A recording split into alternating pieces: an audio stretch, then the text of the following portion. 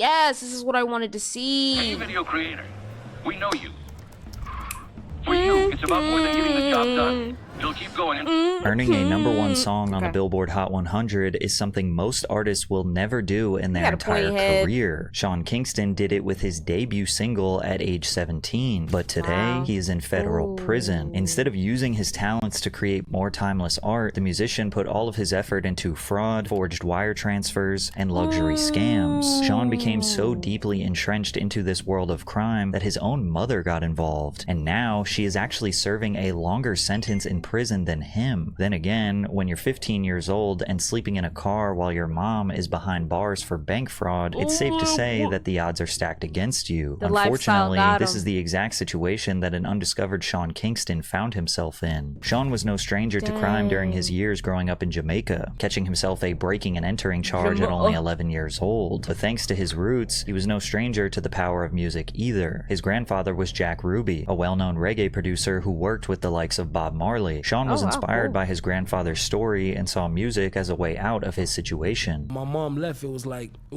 was on my own, you know, and it forced me to become a man early and to get on my job. And I always said to myself that when my mom get out of jail, like, I'm gonna be picking her up in her dream car. Like, with a one-way plane ticket and $300 in his pocket, Sean went to LA at just 17 years old, where he slept on couches of distant relatives and old family friends. He began posting his songs to MySpace under the name Franchise in hopes of getting noticed, and eventually he did. Record producer J.R. Rodham saw potential in the 17-year-old and signed him to his label Beluga Heights. Sean got to work on a full-length rap album under the name Franchise, but everything would be scrapped when his producers heard him sing for the first time. And overnight, they decided to change the entire Franchise rap album into a singing album because this dude sang and they didn't realize that he could sing, and they changed Franchise's name to Sean Kingston. This decision would shift the entire trajectory of his career. His debut single was called Beautiful Girls, and it released at the perfect time. Billboard had just begun incorporating digital sales into their charts, giving Sean a huge edge. Initially, he debuted at 83 on the Billboard Hot 100, but it would skyrocket to the #1 spot with the formula change. It remained at the #1 spot for 4 weeks, dethroning the Plain White T's Hey There Delilah, and charted ahead of other legendary artists like Timbaland, Fergie, and Rihanna. The success from Beautiful Girls would carry into his debut self-titled album, which contributed other hits like Take You There and Me Love. Plus, real ones agree that Take You There is actually better than Beautiful Girls, but whatever. The album peaked at #6 on the Billboard 200 and was certified gold within a few months. Sean Kingston was the hot new up-and-comer with a fresh take on melodic, rap, R&B, and a sprinkle of Caribbean influence. He was invited to open up on tour for artists like Gwen Stefani and Beyonce, and even got to share the stage with Chris Brown, Lil Mama, Bow Wow, and Soulja Boy at Madison Square Garden in December of 2007. Sean went from sleeping in cars on the streets of Jamaica to performing one of the most coveted stages in the entertainment industry at only 17 years old. With fame like this, money followed. Sean now had the rapper lifestyle he could only dream of as a kid. Nice cars, watches, and clothes symbolizing his success as an artist. Many artists believe this type of fame and success will last forever, but sadly, this was the peak of Sean's career, and it was only going to go downhill from here. I've been looking to find the best deal on Thunder tickets, which is why I want to give the sponsor of today's video, SeatGeek, a huge shout out.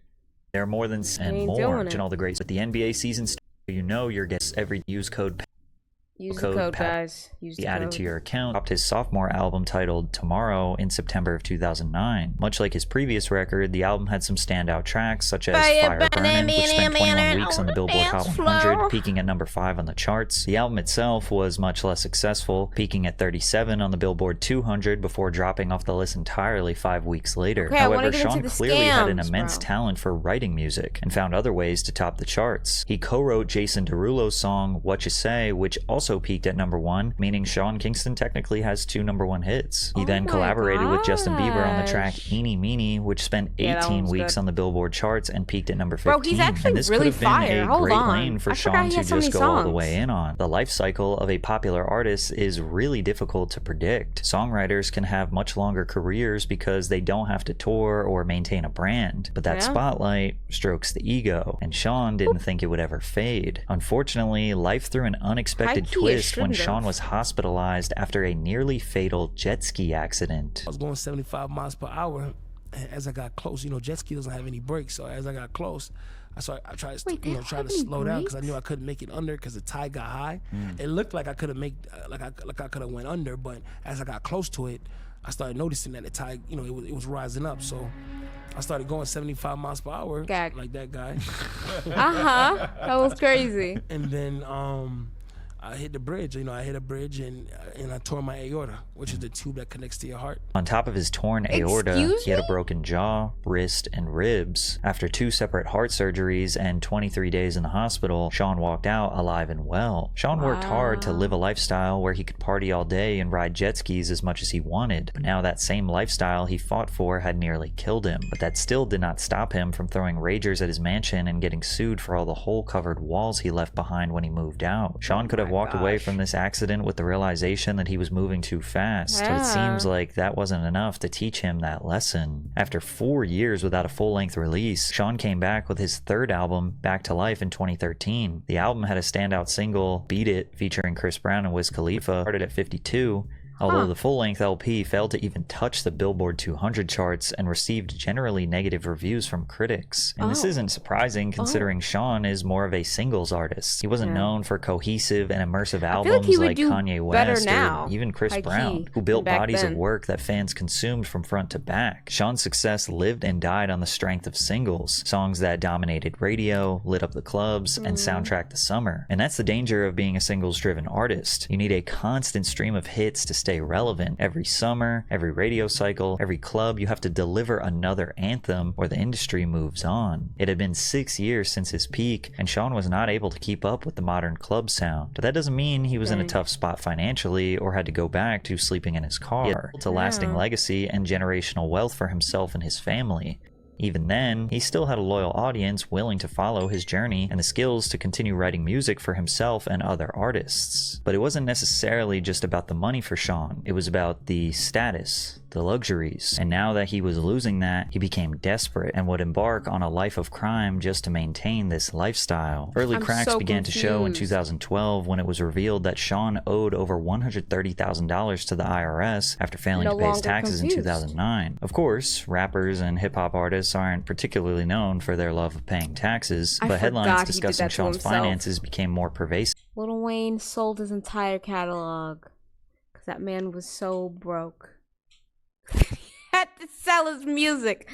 Than headlines about his music, like when he had a run-in with law enforcement in the Dominican Republic in March of 2014. Hoping to have a fun Saturday night, Sean and his friends went to a nightclub called Euphoria, where they ran up a nearly $9,000 tab, buying drinks and smoking hookahs. When the night came to an end, Sean and his crew left without paying the bill, and the employees promptly called the police. Local law enforcement was able to track down Sean and his friends and inform them that if they didn't pay their bill, they would be arrested and forbidden to leave the country. Sean was deeply apologetic and explained that the managers had promised to take care of him and assumed that meant his service would be complimentary. He returned later that night and paid the tab in full. Now, of course, this could have been just a big misunderstanding. However, you will notice that even small things like this were an insight into Sean's sneaky, scammy, sinister pattern of behavior. A few months later in August, Sean was sued for over $1 million by a jewelry seller named Avi the Jeweler. The two had a business relationship dating all the way back to 2008, where Sean had picked up a bunch of different jewelry items, including a $35,000 44 karat watch, a $150,000 custom pendant with his initials, and a diamond encrusted Jesus piece, with the total price being over $200,000. Avi was given 7 different checks that were supposed to cover all the costs, but they all bounced when he tried to cash them out. Sean had also borrowed a $12,000 ring and he never returned it, bringing the grand total to approximately $226K, but Avi wanted more in punitive damages. And even though initially Sean and his team said that this was just incorrect, they never even bothered to fight the lawsuit, resulting in the judge defaulting on the case and ordered him to pay out $356,000 in damages to Avi. Now, losing out on money like that should have taught Sean a valuable lesson, but things only managed to get worse, and his run-ins with jewelers became more and more frequent and somehow more bizarre. Sean filed a report to the Los Angeles Police Department alleging that he had been kidnapped during a jewelry deal gone wrong. After getting a $225,000 $15,000 watch from a business called Avion Jewelers, Sean got a bad case of buyer's remorse. He paid out $185K worth of installments before refusing to pay another cent, believing that the watch he bought wasn't worth the price that he was being charged. This obviously caused conflict between him and the jeweler, so they decided to set up an in-person meeting to solve the issue. And like most legitimate business deals, the meeting took place in a downtown Los Angeles parking lot on a random Tuesday night at 2 in the morning. What could possibly go wrong? Sean got in the car with the intention of returning the watch and swapping it for a different piece. That's when one of the jeweler's crew members snatched the watch from his hands, locked the car, drove him away from the parking lot, and dumped him in a back alley. Sean tweeted, "Love all the fans, I'm okay and safe. It just hurts to work so hard for something and have someone thinking they can just take it from you." While this seems like wise words we can all agree with, this is incredibly ironic coming from the guy who is actively entrenched in a life of scamming others. However, when Sean tried to pursue justice through the legal system, the investigating officers found the entire situation to be extremely suspicious and felt that the case was best suited for a civil court. But Sean decided he wasn't going to take the case to court, and that seems strange on the surface. Then it starts to make sense when you take a closer look. You see, rumors about Sean's potential financial struggles had been rising around the time his Bentley G-Wagon and Lamborghini were repossessed. It became even more clear that Sean was in a tough spot after he got sued by his own lawyer. Supposedly, Sean had racked up a $17,000 bill from James Gangitano for legal services provided sometime in May of 2013. Now, being broke and trying to get one over on a jewelry dealer, it almost makes sense. But scamming your own lawyer takes a special kind of stupid. With his repossessed sports cars and seemingly an empty bank account, Sean had hit rock bottom financially. But now he was in too deep. Watching everything he built slip away only inspired him to do whatever he could to maintain this flashy rapper lifestyle. He kept scamming and he kept getting sued Not make more music. No.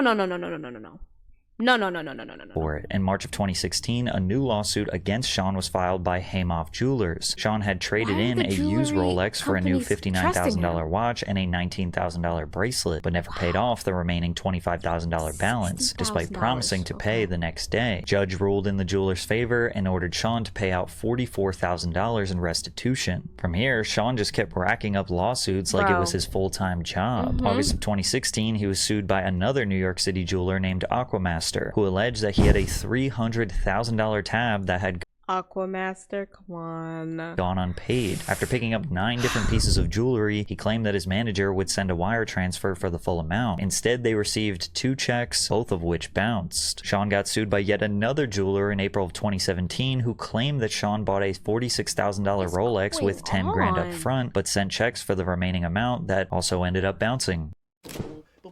Bro, why do you need so much jewelry? At a certain point, you're not wearing it. I know I'm starting to sound like a broken record with me basically telling the same story over and over again, but that's just the reality of Sean Kingston's life at this point. It had been over a decade since Beautiful Girls had topped the charts, and now the only thing being discussed in interviews were his legal troubles. Different situations as far as your jewelry, right? That, like, of course, all the jewelers seem to always be coming after you with lawsuits and things like that. Like, why is it that they keep on coming after you? Always some tricky stuff to it. Like, what is going on with that? I have paperwork with every jeweler that I ever did business with. When I go to a jeweler, I say, okay, I want this, I want that, I want that, I want that. Yeah. And they'll say, okay, 350,000. My bad. It'll come to more than 350. It'll come to like 3 something, like 380. I'll give them 350, and they'll say you have a balance, so the rest of the 30,000. You were gonna do in payments. If I'm late on one payment, it's not I'm late on the payment because I don't have the money to pay you. I'm late on the payment because my mom handles my businesses. She's all over the place doing a million things at once because I don't have a business manager. So when I'm late on that payment, it's not like I can't pay for it. No, the money is there. You know what I'm saying? Like, I live in a house, I pay $35,000 a month. That's over $300,000 a year. Yeah, you do have an elevator in your crib. I do have an elevator in my crib. So how is Sean Kingston broke? I have 4 properties I own in Port St. Lucie. One in Tampa, 3 in Port St. Lucie, Florida. Like, I have money coming in, but it's just that these people are very, very, and no disrespect to jewelers, but they are very, very money hungry and they only look at clients as a dollar sign, and that's not right. Sean's life at this point is essentially trying to prove to anyone and everyone that he is good for the money. But we know that was a lie. broke. During the court trial with his former lawyer, Sean was ordered to reveal all of his personal financial information. Within these court documents, Sean confessed that he owned no property or vehicles and was currently living with his mother. His bank statement showed one account with only $6.96 and 2 other accounts that were both in the negative. Sean was broke, but that didn't mean he was exempt from future litigation. The judge ordered Sean to pay out another $300,000 to settle his case with Aquamaster Jeweler. It was also reported in late 2020 that a warrant was placed for Sean's arrest on charges of grand theft after failing to pay for jewelry that was delivered to his home. Sean's legacy went from a chart-topping pop star to a relentless scammer. With no money and facing hundreds of thousands of dollars in court costs, it's a miracle that Sean wasn't locked up for skipping out on payments. It's also a miracle that he found a way to get one last chance to turn his life around, but he ruined it. Despite being irrelevant for a decade, he managed to sign a multi-million-dollar record deal with Empire Records. You know what? I'm all cleared up. You know what I'm saying? I don't owe nobody no jewelry. I'm good. You know what I'm saying? Right. I got like I said, I did a $4.2 million deal with Empire. You know what I mean? And I'm blessed. And another thing too, when we talk about like, and as soon as I got that, I started clearing up all this because I ain't want these no karma. I believe in karma and I believe in doing. You feel me? So I made sure the first thing I did was just clear up a lot of the stuff that I needed to. You know? Unsurprisingly, Sean's 2022 album, Road to Deliverance, saw no placements on the charts and next to no traction on streaming services. It was an utter failure. And although that stings, he was able to use his record deal money to pay off his debts. Somehow, throughout all these scams, he was able to avoid jail or brutal retaliation from someone he wronged. But the pressure to maintain this rapper lifestyle was too high. Sean had grown too comfortable with the jewelry, the expensive nightclubs, the mansions by the beach. At first, it seemed like a little tax slip up, a nightclub misunderstanding, or a bad deal with a jeweler. But the pattern became undeniable. He had gotten away with it for far too long, and that desperation eventually led him to the one place he thought he'd never be, in federal prison. Now, a very active scene outside of a home connected to rapper Sean Kingston. Dozens of deputies have been going in and out all day long. And now we've learned his mother has been arrested. The indictment alleges a pattern of behavior from April of 2023 to March of 2024 in which Sean and his mother intentionally defrauded a handful of different businesses with false promises and forged wire transfers. It claims that Sean would reach out to various businesses through social media platforms like Instagram and use his status as a celebrity to persuade the businesses to make special exceptions for him, typically in the form of discounts, lowered down payments, or simply allowing him to pay for the products after they were provided. They would send forged documents under the guise of legitimate bank transfer receipts before ignoring and disregarding future requests for payment. Most notable of these at the time was his defrauding of Verver Entertainment, which supplied Sean with a 232-inch colossal TV and surround sound system, one which he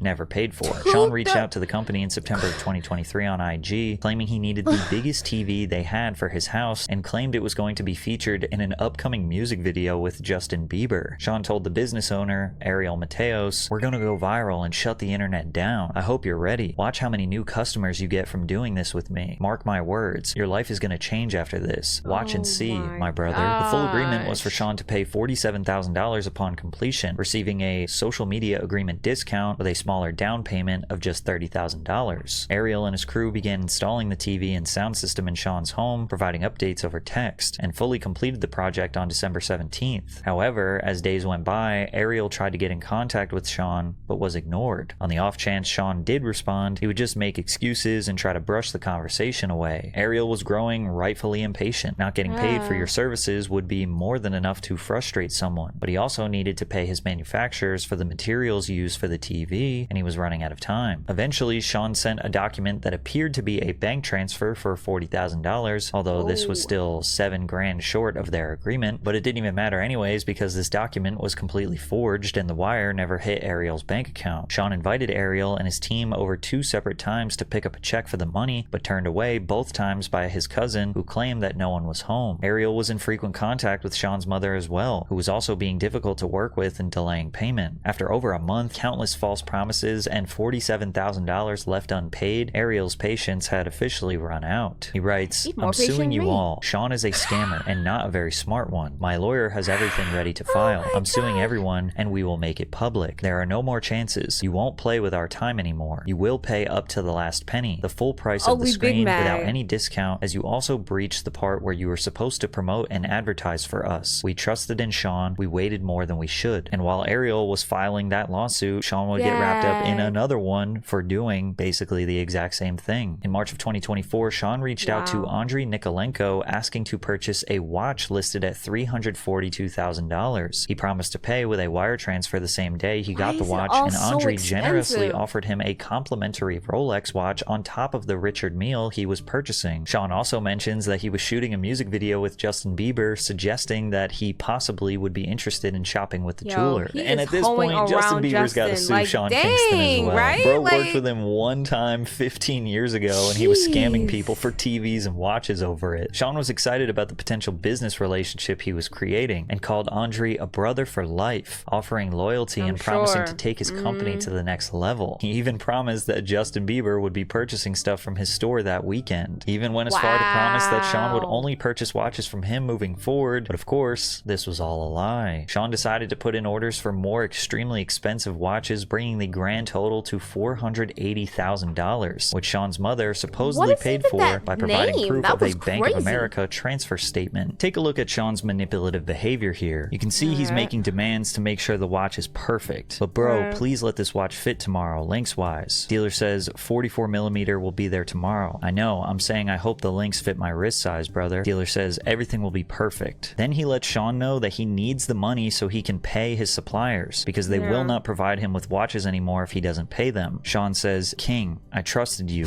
Please do the same. Please, I won't let you down. I believe in God. Payment will not be an issue. I got you. I told you this from the start. I'm with you, Papa. You're my brother. I will never hurt you. Bring my AP tomorrow and we'll close it out tomorrow. Mom and Ryan will pay you. Love you for life. See you tomorrow." This is the type of relationship that Sean had with Andriy and probably all of his other jewelry dealers. And much like all the others, Andriy finally had his tipping point. He said, "Listen to me. Tell your lawyer and don't forget to pay him. Soon you'll be talking to him through bars, asking him to defend you from federal charges. Your mama gave a fake bank receipt and you were holding watches that don't belong to you. There are 3 cases already, so the next step is the media and the news. You messed with the wrong people." Seemed like Andriy had finally found out that Sean had 3 separate cases against him that were already pending from him scamming all these different people. These cases are all extremely similar in nature. You know, he's promising to work with Justin Bieber, he's promising promotion, and he's saying, "Oh, I'm a millionaire, I got you, oh, I love you, you're my friend, you're my brother." So I'll spare you all the tiny details, but this is kind of the spark notes. Sean sent a receipt from First Republic Bank totaling $50,000 for a vehicle. He sent a $285,000 Bank of America receipt for a watch, and a nearly $160,000 wire transfer receipt for another luxury car. All of these documents were fake, and all of the victims filed lawsuits. Sean even scammed a company called Murray out of an $86,000 custom bed. When Sean was running out on bar tabs and sending bounce checks to jewelers back in 2014, you could have made the argument that they were just simple mistakes. But now it was clear that Sean wasn't just forgetful or unorganized with his finances. All of this was calculated. This explains why the raid didn't just end in arrests. It resulted in hundreds of thousands of dollars worth of stolen goods being removed from the home. Sean knew what he was doing, and he thought he could get away with it forever. The investigation also allowed authorities to search through both Sean and his mother's phones, revealing their behind-the-scenes operations. So if you still had any doubt that any of this wasn't intentional, this will easily put those thoughts to rest. His mother writes, "Lawyer said if one more jeweler says anything, they will treat it as a criminal case. You owe 4 new jewelers and ain't got no money for no more. Please do this last one, mother. I'ma give you other watches back. But I don't have money to pay, dude, Sean. It's $120K. What's up with you and all this jewelry, bro? Focus on your craft. All 36 songs gotta be turned in by December 31st and you only have 18. While you're worried about watches." These conversations give a good good look into the dynamic of Sean and his mother, allowing us to speculate on how they got to this point. I find it hilarious that even his mom is like, alright, we gotta chill, bro. Like,